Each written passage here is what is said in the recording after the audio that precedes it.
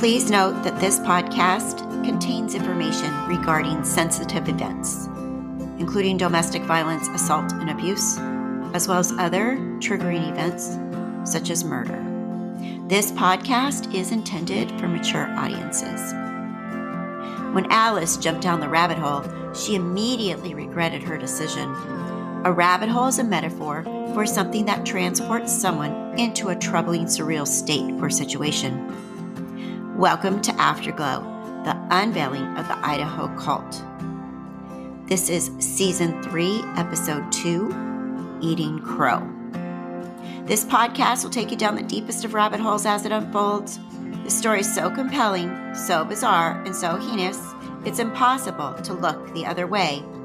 Chad Daybell and Lori Vallow were dedicated in the most horrible way to an ideology that should only be fiction. Instead, their ideology put them behind bars. Join us as we explore the lives, lies, and diabolical crimes of Lori Vallow and Chad Daybell. I'm your host, Kathy Brooks. Please follow and subscribe wherever you get your podcasts. Welcome to Afterglow, the unveiling of the Idaho Cult. This is Season 3, Episode 2. I am your host, Kathy Brooks. Please follow and subscribe wherever you get your podcasts. And today, we'll navigate through the haunting complexities surrounding the tragic deaths of Tylee Ryan and J.J. Vallow at the hands of their own mother and stepfather. In this episode today, we're going to unravel the stark contrast between unwavering loyalty and eventual betrayal, exploring the confounding journey of those who once stood by Lori and Chad, only to witness a chilling reality unfold. The revelation of statements from family and friends who staunchly supported Lori and Chad, only to retract their trust after the shocking discovery of the children's bodies in Chad Daybell's yard.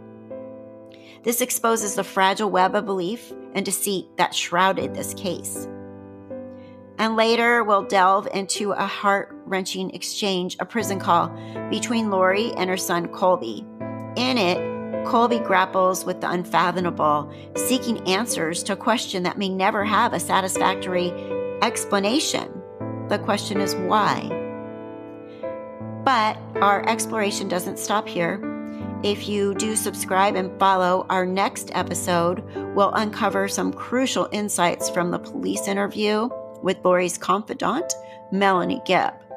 That was recorded in August of 2020. So join us as we navigate the tangled threads of this intricate narrative, seeking understanding in the midst of this unfathomable tragedy. Thank you for tuning in. I do appreciate you all. I apologize for my episodes being so few and far between right now. I was having this dream that my podcast and my YouTube channel could be my full-time gig, but unfortunately that hasn't happened. So I did have to take another full-time job as a nurse, because I am a nurse, and it is taking up a lot of my time. It's requiring a lot of overtime, a lot of extra work. So I do apologize, but I will continue to get the podcast out as fast as I can, hopefully faster than I have been. But once we get through these holidays, I'm hoping things will settle down a little bit and I'll get my groove back on and get these podcasts up as fast as possible. So thank you so much for those of you that have been here, have been listening, have subscribed, and for those of you that have donated to help support the show. I'm a one-woman show and I do appreciate it very, very much. And of course, for everybody that listens. And if you don't mind rating the show, that would help me tremendously as well. Thank you.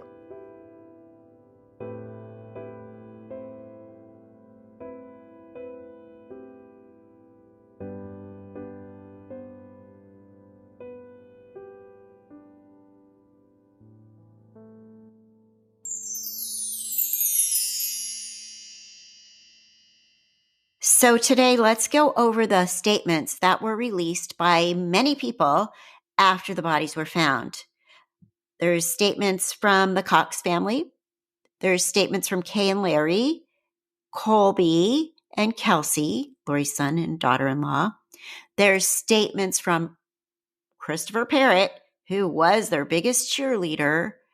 So the one piece of the puzzle that I've always been flabbergasted by is the Daybell children. Now, if you remember, when this all started to break in January of 2020, Emma Daybell was pulling in the driveway and there was news reporters there. And Emma Daybell, grown woman, Emma Daybell, Chad's daughter, who is a mother herself, had the weirdest response to this. Very immature. As far as I know, Emma's never really made a public statement about the bodies. And from what I can tell, she, at least at this point, was standing by her dad no matter what. So let's listen to the news reporter explain to the other reporter what went down that day when Emma was making faces behind her as she pulled in the driveway when she was trying to do her news report. To call law enforcement. All right, now, Ariel, you mentioned the woman that approached you during your report yesterday. What happened with that? Well, Linda, she told me live there that she asked, even though we were not, I told her that we were legally able to be on the property, she asked me to leave during my live report, and I refused to leave. Wow, okay, now I'm taking a look at that and seeing she's pulling some faces and some things that really seem pretty inappropriate for somebody whose family is connected with a case that is this serious. You know, I was thinking the exact same thing when I later went back and watched the video because I was just shocked by how pleasant she seemed in the video. And then later off camera, she was blatantly rude to me. Right, yeah. That's this case just gets weirder and weirder the more we get into it. All right. Thanks so much, Ariel. So on June 10th, 2020, there were several statements released by family members and friends of Lori and Chad and Tylee and JJ. The Woodcocks, Kay and Larry, along with Colby Ryan and Kelsey Ryan, who is Lori's son and daughter-in-law, released a statement, and they said, the Woodcocks and the Ryans are confirming that the human remains found by law enforcement on Chad Daybell's property are indeed our beloved JJ and Tylee. We are filled with unfathomable sadness that these two bright stars were stolen from us and only hope that they died without pain or suffering. Once officially confirmed, statements from the Rexburg Police, the medical examiner, and the FBI will be released. We ask that you respect our family's privacy. While we grieve, we have only just been told of the loss of our loved ones and need time to process. We are not granting interviews at this time and hope you all understand that this is the worst news we will ever get in our lives and want to be left alone for the time being.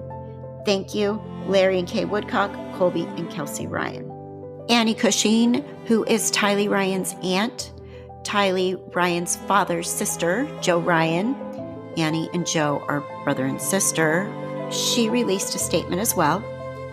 Annie Cushing says this: thank you for the overwhelming outpouring of love for Tylee and JJ. Throughout this crisis, my family and I eagerly await the results of the identification of the remains and autopsies, but have hope there will be resolution and closure in the near future.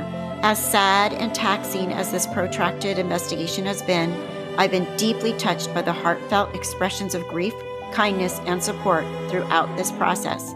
Tylee and JJ won the hearts of people all across the globe. I've seen and have been impacted by both the worst and the best of humanity. Hopefully, goodness and justice will win out in the end. We ask for privacy during this difficult time. The next statement that was released that I'm going to read to you was from Matt and Heather Daybell.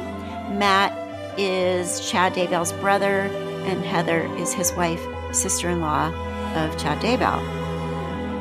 They stated, the events of the past 9 months have weighed heavily on our family. It has been one of the most difficult things we have ever had to go through. Some in our extended family are still struggling to accept the reality that Chad could have been involved in something so terribly wrong. On behalf of myself, my wife, Heather, and our 4 children, we express our most sincere sympathies to Larry and Kay and to JJ and Tylee's entire extended families. We are devastated by today's news and the apparent role that Chad has played in what has transpired. Heather and I have communicated many times in person and by phone with Larry and Kay over the past several months. They have been examples of courage, strength, and kindness to us throughout this difficult trial that they have been forced to endure. Throughout this ordeal, we have supported one another in pursuit of the truth and will continue to do so. They have been praying for our family as we have prayed for them. Our heartfelt love and prayers continue to go out to them and their family at this difficult time. We also continue to pray for Tammy and Chad's adult children and their spouses. Because of the difficulty of the situation, our relationship with them has been significantly strained. As a result, we have had no contact with them or Chad for the last many months. We do not know where his children stand at this time. As such, we ask for patience and compassion for them and for all of our extended family as we cope with the horrific events that have come to light. Matt and Heather Daybell.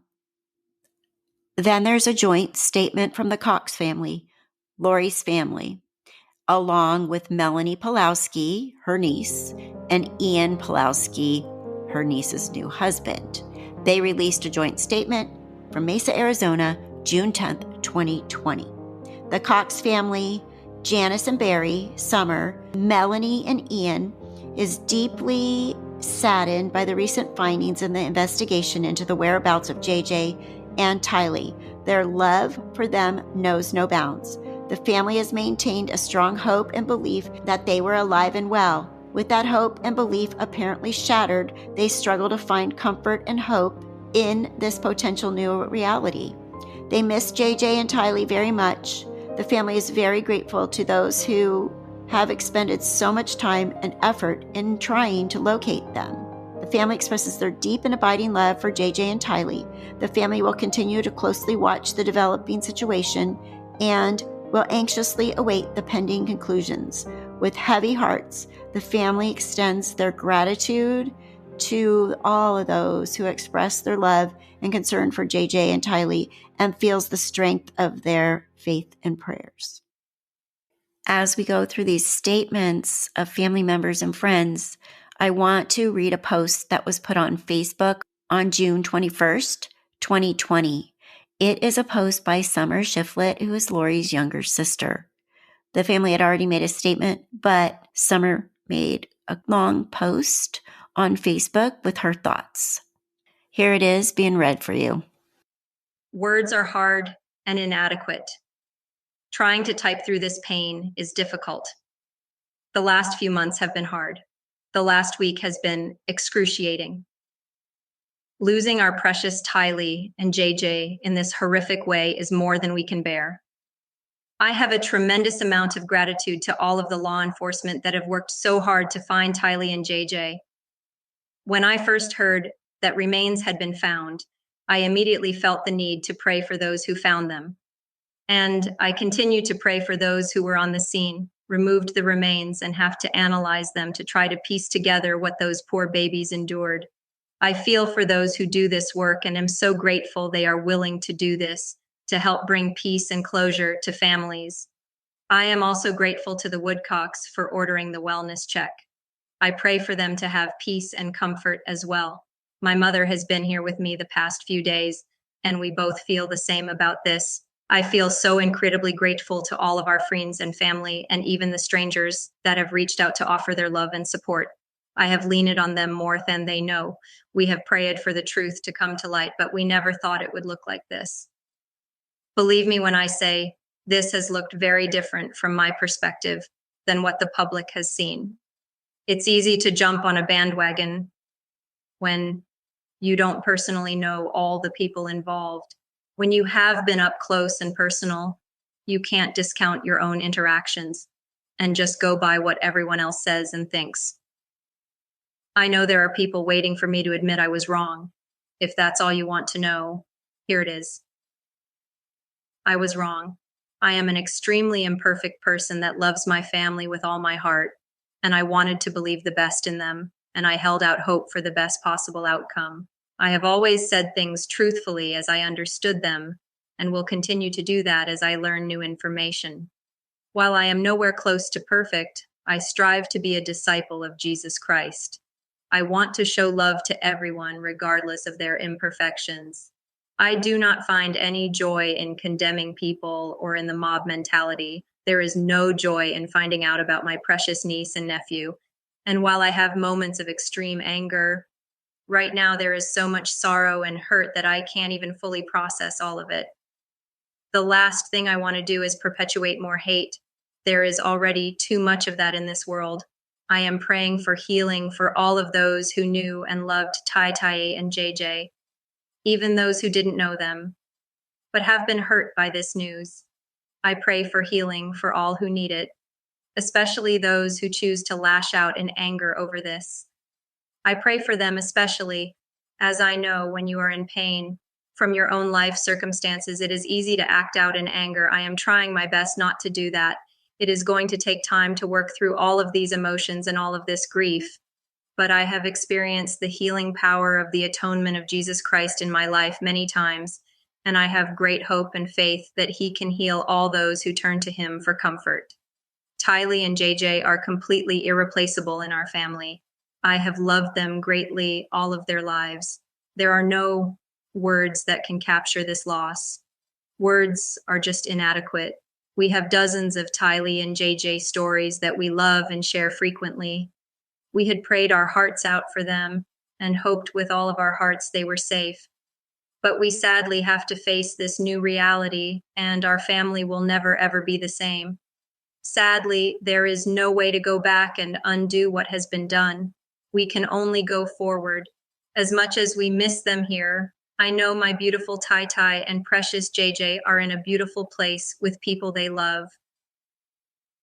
I am going to do my best to help what's left of my family to honor Tylee and JJ by putting our trust in our Savior Jesus Christ, by trying to show an abundance of love and kindness, and look into ways of helping victims of abuse, children suffering from chronic illnesses, and children on the autism spectrum. Love you forever, Tylee and JJ. Remember, a lot of this started because Lori started following Chad in the prepper community, saying that doomsday was coming and they were in charge of the 144,000 together. And then Chad started labeling people as dark and light and all of that stuff. These people all found each other initially, and Chad and people like Julie Rowe got their fame, if you want to call it that, by belonging to this prepper community called AVOW, which stands for Another Voice of Warning, and going to these preparing a people conferences. And Chad, his book, he was all part of that. And Christopher Parrott was his big cheerleader. Christopher Parrott was the mastermind owner behind AVOW. So that's how it all, if you think back, got started, and how everybody became like this desperate people, and Lori thinking she was this queen and Chad this king, to save themselves and gather the people that were most important for the coming of Christ, second coming of Christ. So Christopher Parrott, he was a cheerleader for them. He stuck up for them from the beginning, the middle, until he absolutely was unable to anymore because bodies were found. Here's a news clip about when Christopher Parrott finally saw the light, if you want to call it that, or saw the dark. Well, you might remember for months, there was only one person close to Chad Daybell or Lori Vallow willing to defend them publicly, saying that they know, quote unquote, the real story about what happened to JJ and Tylee. His name is Christopher Parrott, and this is just one of the messages he posted in an online forum. You can see it right there on your screen in big, bold words, vindicated. Quote, Chad and Lori called me tonight and we spoke for almost a full hour. I am here to tell you I feel totally vindicated in standing up for Chad. Sue, my wife, and I now fully understand what had been going on from day one, including what's been going on with the kids and his wife, Tammy's death.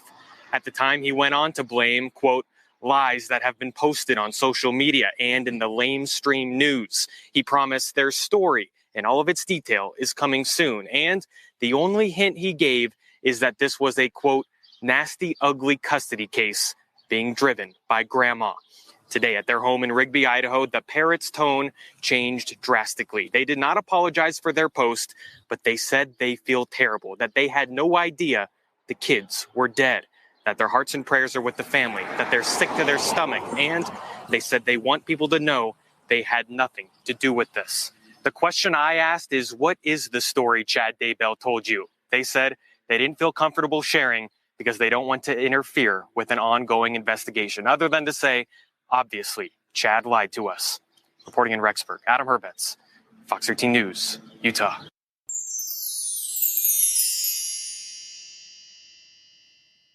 So here's a short clip of Eric Grosshart from EastIdahoNews.com in front of the Daybell property soon after the bodies had been found there, giving a report.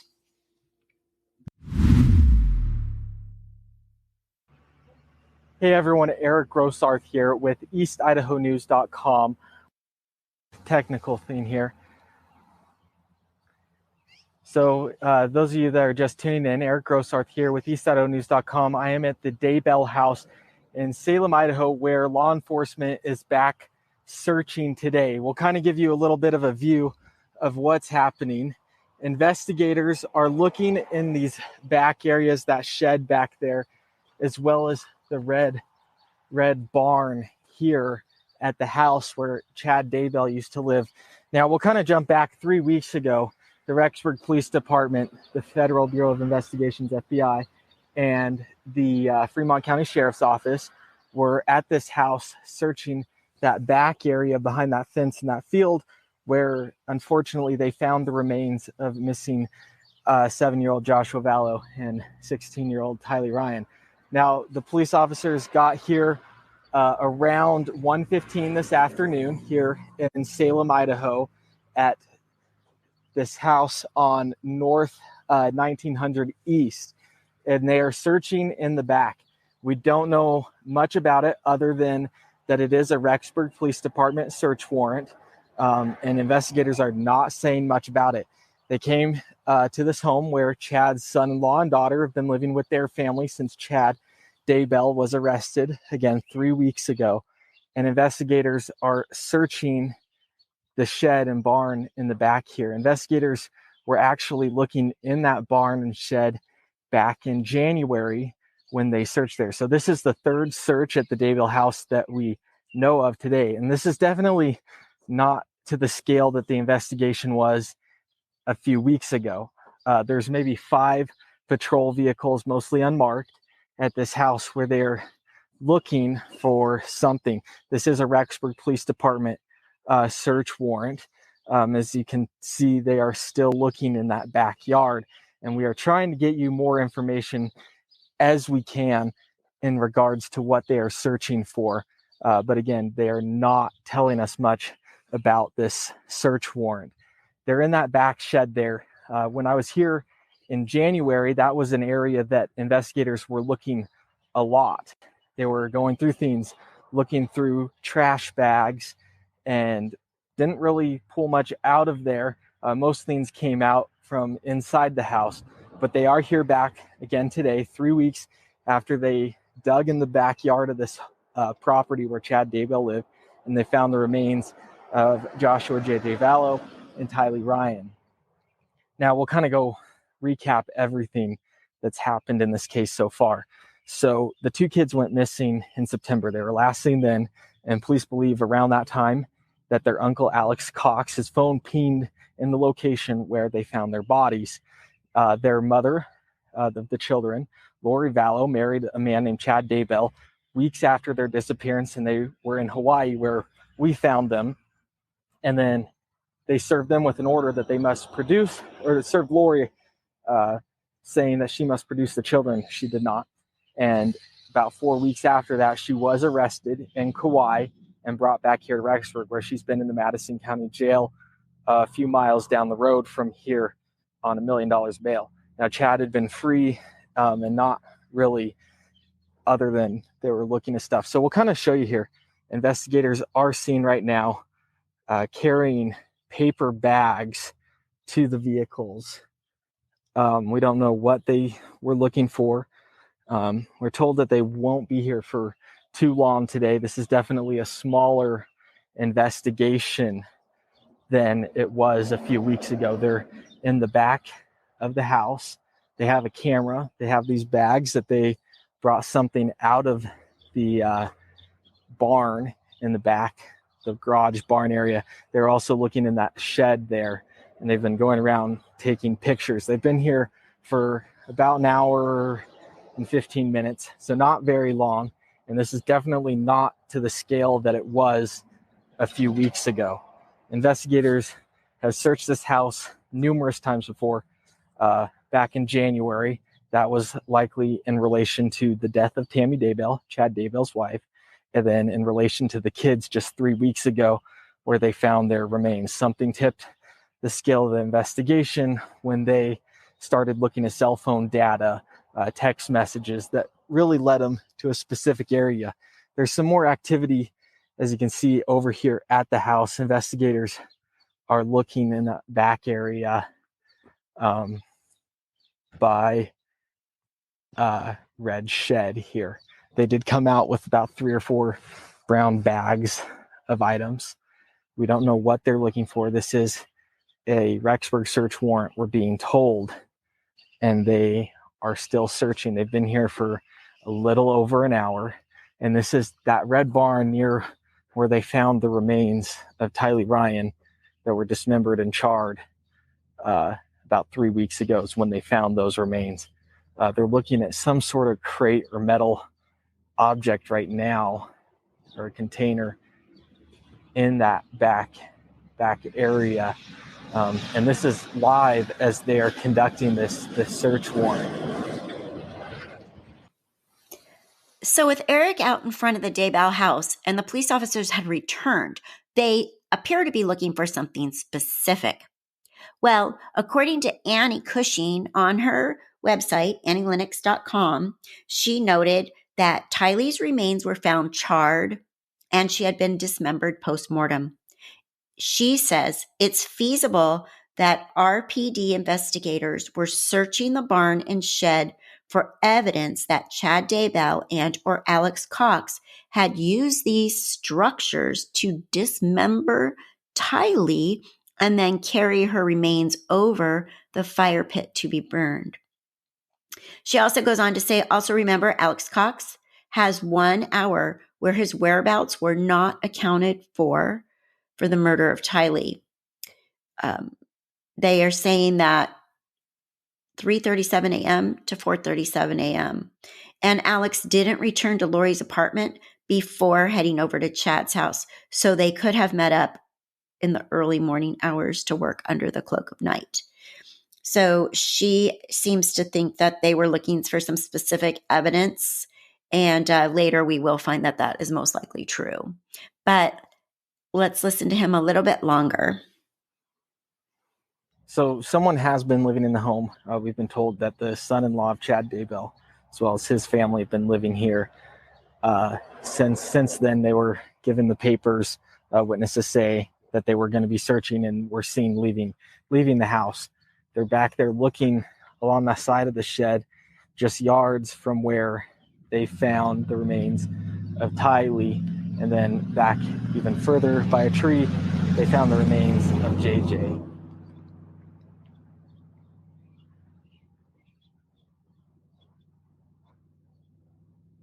So we aren't quite sure what they're looking at. Police are being very tight-lipped about this.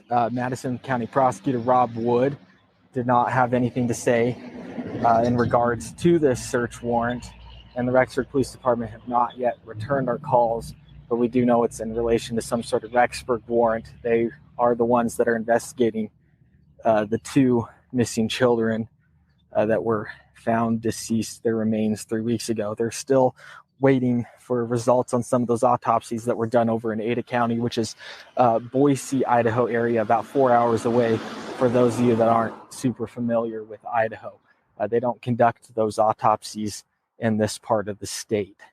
So yeah, the Rexburg Police Department is here. It looks like there's a couple Fremont County Sheriff's deputies that are just kind of helping them with this search warrant. There's multiple Rexburg police detectives that have been working on this case for months when they first did that welfare check back in November at the Rexburg townhome of Tylee Ryan. So someone was wondering if I can zoom in a little bit here.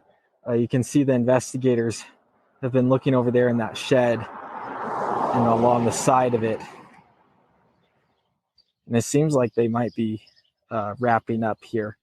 So we'll go ahead and definitely work to get you the most information that we can as things go. But yeah, If you download our app, eastidahonews.com, we'll have updates later once we get more information.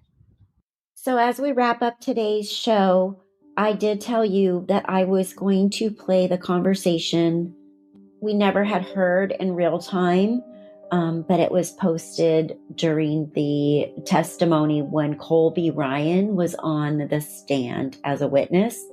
And this was a conversation that he had with Lori in August of 2020, his prison phone call. So I'll play that now.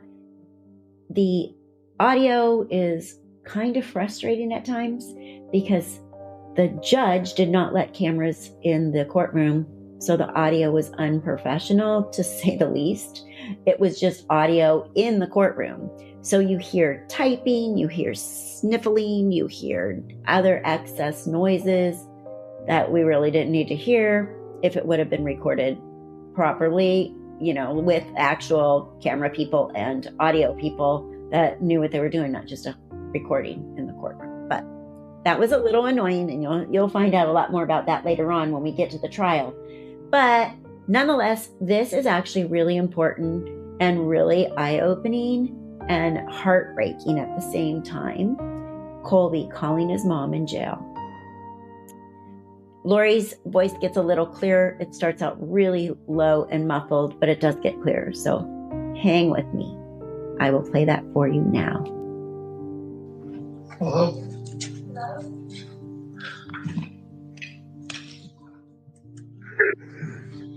Hello? Hello?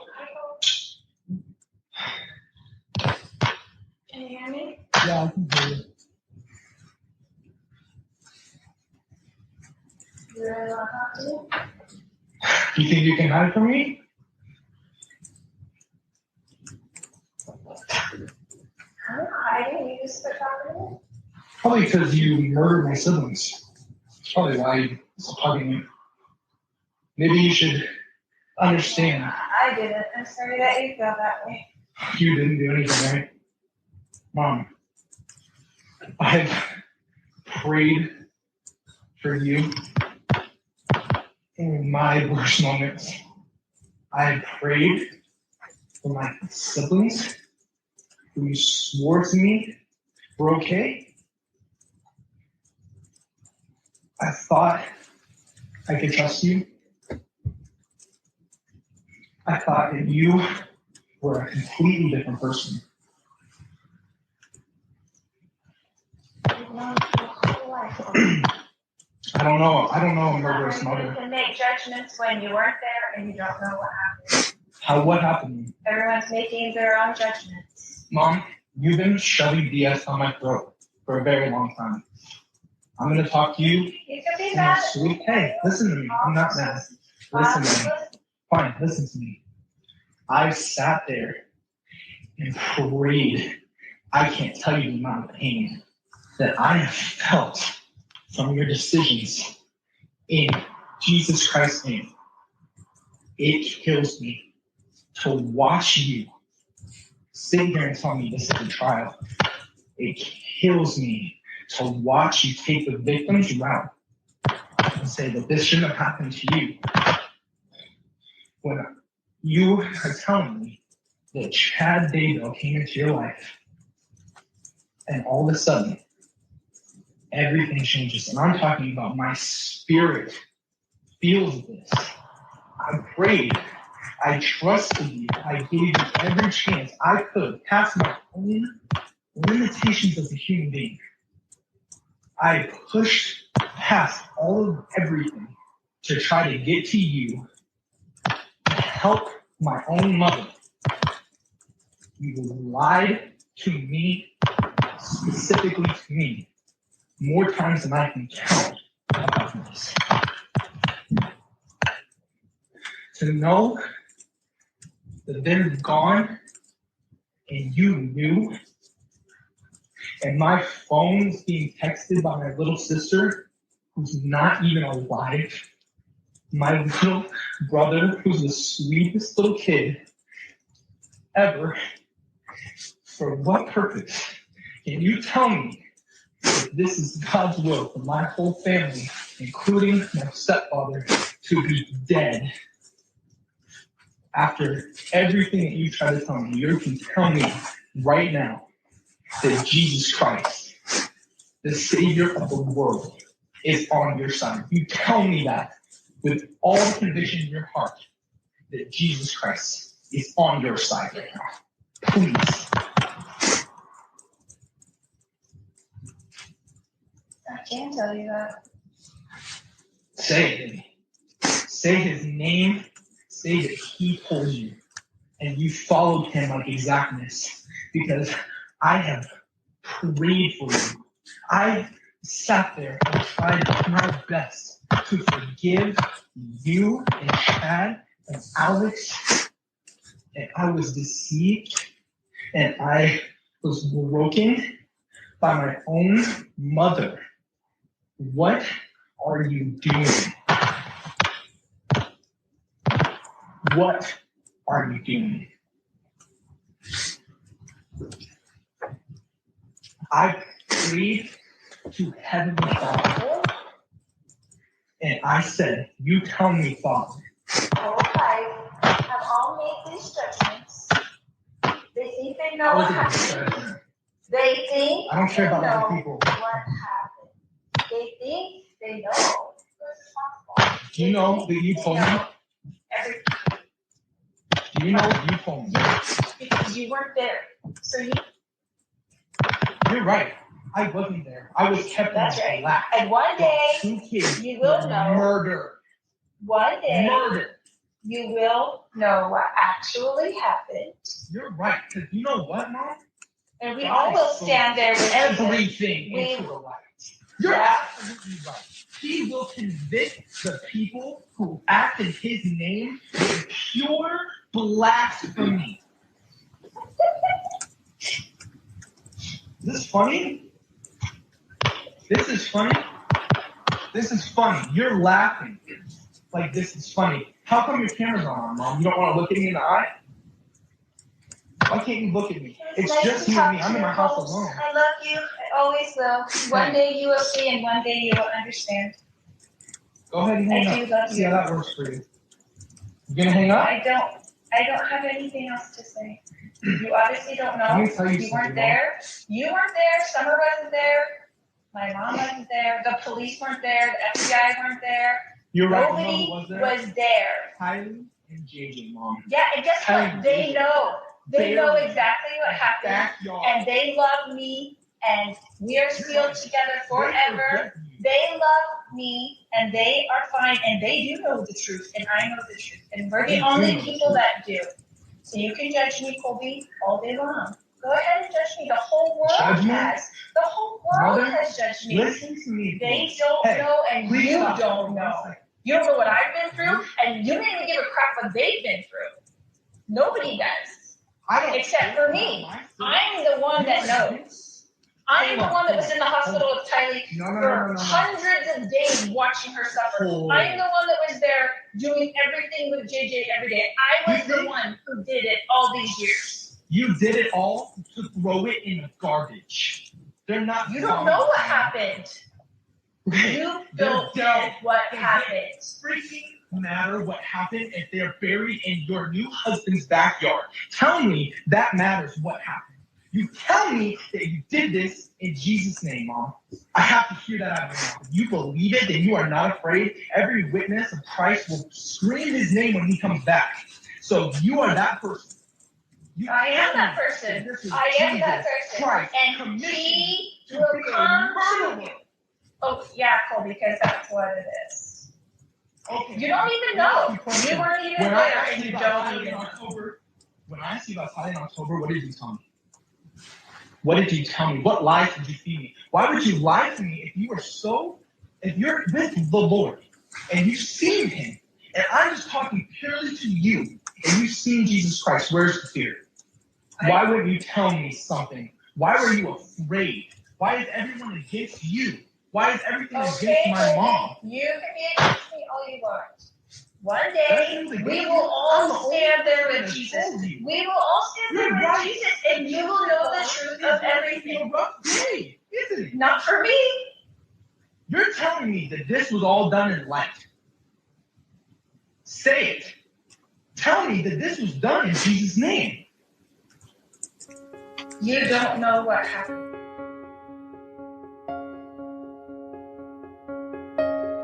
That was heavy, huh, with Colby. In the wake of unimaginable tragedy, the journey to comprehend the inexplicable takes us down harrowing paths. Today, we delved into the intricacies of human relationships, the sway of deception, and the chilling transformation of beliefs.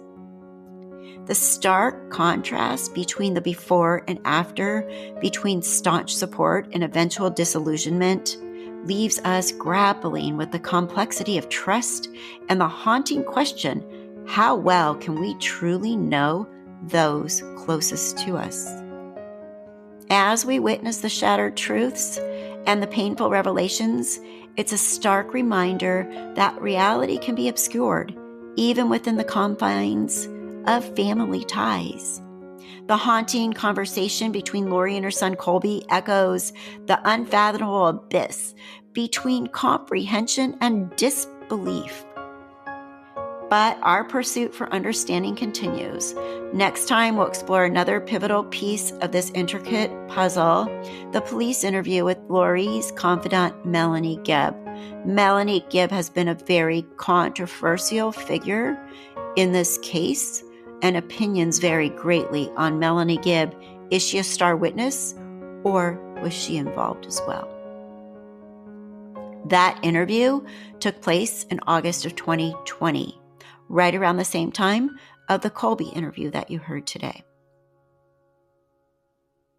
So join us as we unearth more layers of this perplexing saga, this horrible case. Thank you so much for tuning into Afterglow, the unveiling of the Idaho Cult. Your dedication to understanding these deeply troubling events means a lot. Until next time, stay with us as we journey deeper into the shadows of this chilling case. And to all of you, happy holidays. Stay safe, stay well, and I will see you soon. Resources for today's case were East Idaho News, KTVB TV, Annie Lennox, Annie Cushing, and my YouTube channel, where I had everything in real time back in 2020 and beyond. Thanks again. Bye-bye.